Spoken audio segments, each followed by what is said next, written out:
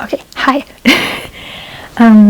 Completely different setup this time. I've got a completely new thing. It's going to be a lot of talking, but that's okay. I hope. I hope it's okay. At the start of the year, after I'd seen The Phantom of the Opera on stage, I mentioned that I wanted to recreate the wishing dress. This beautiful blue dress, which the company calls the Blue Manager's dress, but the fandom calls it the wishing dress. This one, all its beauty and majesty. And I decided that I was going to make this dress in October, because then it could be like a Halloween project. So I've been waiting for so long to make this dress. And so here we are. We're going to make this dress. This is going to be this month's project. All the videos that will come out this month will be focused on this dress.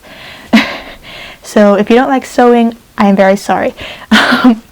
So in this video, I want to go through the plan of how I'm going to make this dress, the fabrics and materials I've got for the dress, and the pattern and things. So to start with, we will start with the pattern. Now, this dress changes its time period depending on what movie you're watching. For the Blue Wishing Dress specifically, it's in about the 1870s. Around the time of the Bustle. So I had to find a way to draft a pattern for that. And I found the National Garment Cutter Book of Diagrams. All these pictures are on Pinterest, but yeah. I'll link the Book of Diagrams into the description so that you guys can see. Yeah.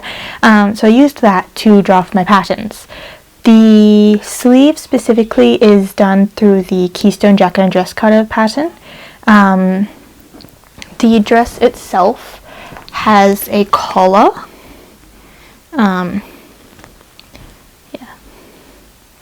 It's got a nice collar. So the collar, what I did was I just drafted the, I drew the collar onto the mock-up pretty much.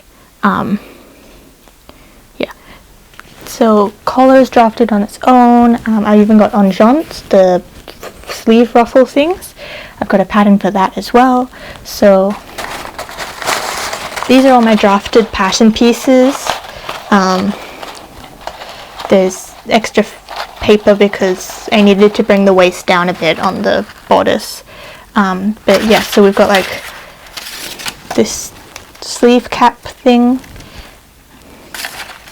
The sleeve, the collar piece, enjambs, and then the whole bodice pattern. I'm using the false vest pattern from the National Garment Cutter Book of Diagrams because it looked the most correct. It had a bit on the inside and then the two bits on the outside that look like lapels sort of thing, so it works for the dress design, so I went with that. I have a bit of cardboard here that's got some measurements and things written down so I could figure out for the, there's a row of box pleats on the end of the sleeve, so I had to figure out how much fabric I would need for that. So now we move on to fabrics and trims and materials basically, and I have a lot. I've got some lace. You see this lace has this nice detail on it. So this, I'm going to make the enjambs be 2 layers. I don't even know if I'm pronouncing that right. I'm going to call them sleeve ruffles for the rest of this. I'm going to make the sleeve ruffles 2 layers. So the first layer will be this lace, and the second layer will be this lace, which is the lace that I used to make that Regency inspired dress. So it looks like that. I also have some of this lace trim that I used for the Love Never Dies dress, left over of that, so I'll use that as well to make the sleeve ruffles. That's the plan. I've got some fusible interfacing because I want this to be stable and structured. We've got some beautiful blue velvet.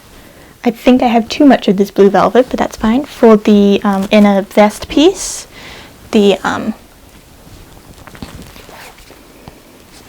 bit, this darker blue bit with the collar and the inner vest, so that'll be made with this velvet, as well as the sleeve cap on the elbow, that's also velvet. Yeah. Then we've got, this is just the fat quarter pieces so that I don't have to pull the whole bunch out, but we've got this beautiful quilting fabric I found. If it'll focus.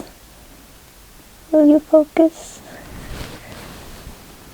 It's got like flowers and things on it. The closest one I could find to the original Wishing Dress fabric without having to spend hundreds of dollars on exactly the same. I've got some of this blue tassel trim to go with the main outfit, kind of like trim around the jacket pieces and possibly the skirt as well. Still not too sure on that. I've got also this like fringe trim as well. It's kind of like that. We have lots and lots and lots of ribbon for also trimming purposes, for like insertion lace and things. So lots of ribbons, all in different shades of blue and white, just so that I get it perfect. We've got some of this lace that I'm going to trim the collar with, which I also used on the Love Never Dies dress, and just so that they kind of go together. We've got some of this lace, which is not as pretty but still quite nice.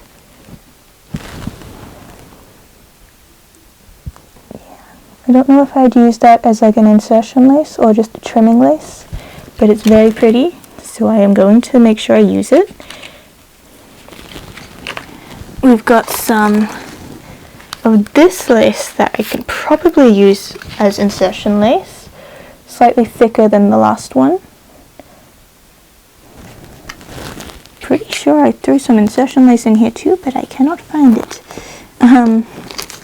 For the flowers and motifs on the velvet part, I couldn't find any flowers that were specifically blue, and I'm not confident enough in my embroidery skills to embroider them myself. So instead what I found were these beautiful roses.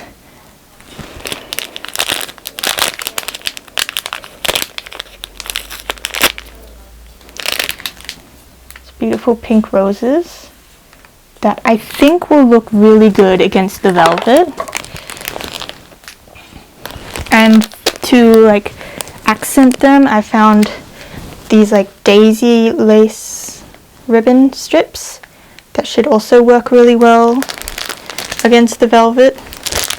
And then just for like an accent piece, I've also got some like yellow flowers that might look better because they've got leaves on them, and some pink ones as well. So we will work on that and figure out which one looks the best when we get to that. Finally, I have a whole spool of blue thread because we're going to need that. So that is all the bits and pieces I've got for the wishing dress, and I hope it's enough, but I'm going to take you on this journey with me to make this wishing dress all through this month, and it's going to be so fun. There is a slight difference in the specific outfit I'm making. Instead of the full bustle, and so that I can actually, wear this on normal day-to-day times, I'm going to make it with a circle skirt. We will see. You will be part of this. We will see. Once I have the basic idea of the outfit set up, we'll see how much fabric I've got left, and maybe we can still do the apron and drapery from the dress. Let me find you a picture. I have so many reference pictures of this dress that I've been collecting. And then I can't find half the things I'm trying to reference. Yeah, this apron and drapery. There'll be a better quality picture that I'll put up in editing because you cannot see this. Yeah, so the original wishing dress has like an apron in the front and then some drapery on the sides. And if I've got enough fabric, I might still try to do that, but in a shorter scale so it still fits on the circle skirt. But I'm definitely thinking I'm going to put like the fringe and tassels along the bottom of the circle skirt. I might even decide maybe that I'll like do a bit of box pleating on the bottom. It all depends on how much fabric I've got left, because I did some working out and my circle skirts end up being about 4 meters at the hem. And if you were to do that with a box pleat at the bottom, then it would be another 12 meters. So that's a lot of fabric, and I don't know if I'll have enough of that when I finish this. We will all find out once we've made this. So that's the plan for this month. That's the project. I'm really excited to get started on it. I hope you're excited to get started on it. So at the time I'm filming this, I still have another 2 assignments to hand in at uni, and then I will be free to do sewing, and that'll be the best. But by the time you're seeing this, I'll probably have already started sewing it. But I will take you through every step of this process, from the making of the dress through to the trimming and everything. It'll be maybe a 4-part process. I don't know. But this is really fun. I'm really looking forward to doing it.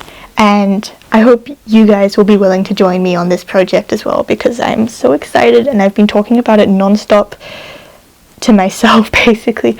I've got a whole thing of like analysis and in-depth things on my Ko-fi. I'll link that down below. There's a whole chronicle of things for the wishing dress on my Ko-fi, where I went and looked at everything and figured out what I needed and all that. So I hope that you're all ready to go on this journey, because I am, and I'll see you next week when we actually start cutting out the pieces. Okay, bye.